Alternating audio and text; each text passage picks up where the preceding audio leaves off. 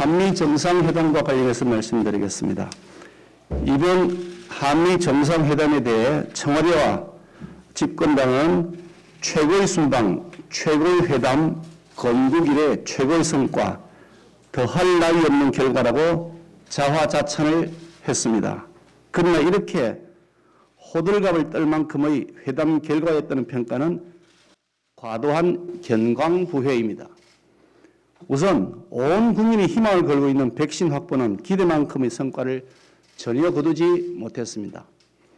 한국군 55만 명에 대한 백신 지원 이외에는 구체적인 백신 확보의 성과가 없었습니다. 방미 전 우리나라 백신 가뭄을 해소할 것처럼 많은 이야기들이 있었고, 특히 우리 기업들이 44조 원 규모의 대미 직접 투자 계획을 발표했음에도 결국 손에 잡히는 성과를 가져오지 못했다는 점에서 백신 외교는 언제 이행될지 모르는 약속음을 받아온 것에 불과합니다.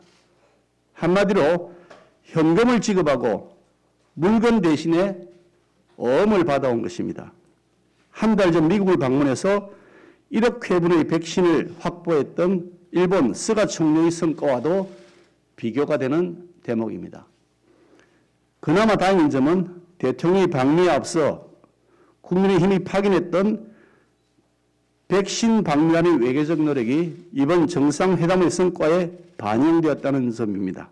이미 오래전부터 국민의힘이 일관되게 주장해왔던 아시아 백신 허브 구축 및 백신 파트너십 구축 등의 성과가 결실을 맺을 수 있도록 우리 국민의힘이 가진 역량을 앞으로 총동원해 나가도록 하겠습니다.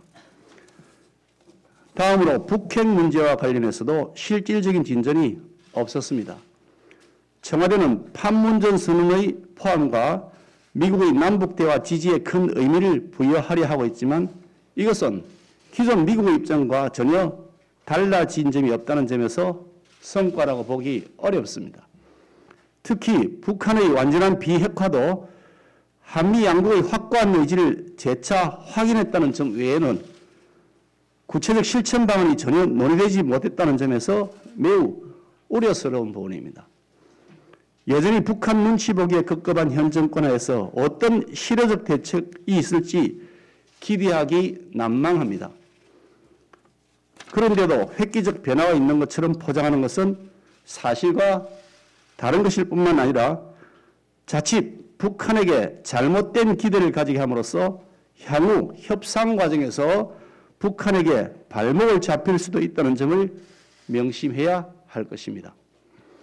한반도 평화쇼에 불과했던 기존의 실패한 대북 정책에서 과감하게 벗어나 한미연합 방위력에 의한 강력한 대북 억지력과 국제사회와의 대북 제재 공조를 통해 북한의 완전한 비핵화를 위한 한미 양국의 실질적인 추가 행동에 대한 조속한 논의가 절실하게 요구됩니다. 지역 안보와 관련해서는 문 대통령은 규범에 기반한 국제 질서의 조회나 위협에 대한 반대 입장을 공유함으로써 쿼드가 지향하고 있는 핵심 원칙을 수락했고, 더 나아가 남중국해와 대만 문제까지 포함시키는 커다란 변화를 보였습니다. 사실 이는 한미 동맹을 공고히 한다는 점에서 우리 국민의힘이 줄곧 주장해 왔던 바입니다. 올바른 선택을 대통령께서 했다고 봅니다.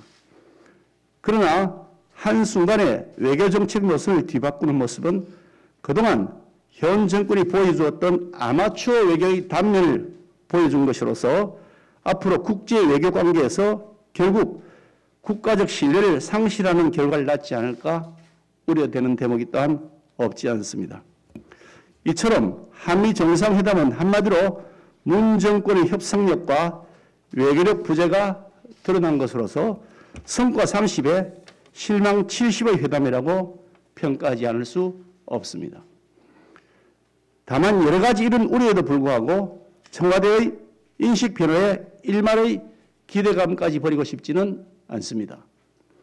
문재인 정권은 그동안 낡은 이념적 잣대에 기반한 친중, 친북 노선으로 70여 년간 이어왔던 한미동맹의 결속을 교묘하게 헤집어 국론을 분열시켜 왔습니다.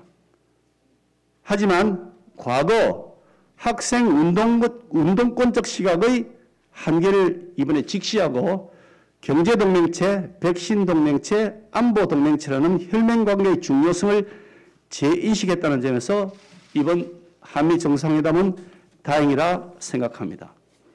정상회담에서 얻은 일말의 성과를 바탕으로 향후 풀어야 할 과제를 자유진영 국제사회의 보편적 질서에 맞추어 풀어나간다면 우리 국민의힘은 초당적으로 국정운영에 협력해 나갈 수 있음을 다시 한번 말씀드립니다.